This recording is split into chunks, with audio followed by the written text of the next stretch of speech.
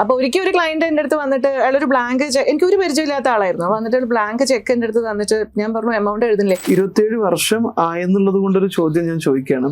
ഇപ്പോൾ ഒരു 27 വർഷത്തിനിടയിൽ ഒരു പേഴ്സണൽ ഫൈനാൻസ് പ്ലാനർ എന്ന രീതിയിൽ ഒരുപാട് സന്തോഷം നൽകിയ ഏതെങ്കിലും പർട്ടിക്കുലർ മൊമെന്റ് ലൈഫിൽ പ്രത്യേകമായിട്ട് ഉണ്ടായിട്ടുണ്ട്? തീർച്ചയായിട്ടും പലരും വന്ന് പറയാറുണ്ട്.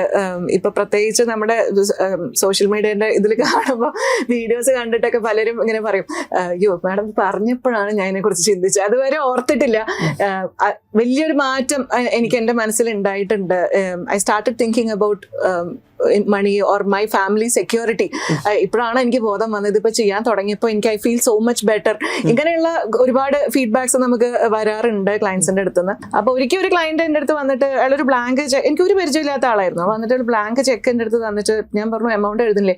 എന്നെ ഇങ്ങോട്ട് പറഞ്ഞു വിട്ട ആള് പറഞ്ഞു, മാഡത്തിന്റെ അടുത്ത് ബ്ലാങ്ക് ചെക്ക് കൊടുത്തോളൂ, 101% അവരെ വിശ്വസിക്കാമെന്ന് പറഞ്ഞു. അപ്പൊ ഞാൻ അതൊക്കെയാണ് നമ്മളെ സംബന്ധിച്ച് ഏറ്റവും വലിയ ഒരു ഫാക്ടർ എന്ന് എനിക്ക് തോന്നുന്നു. അതെ, യെസ്.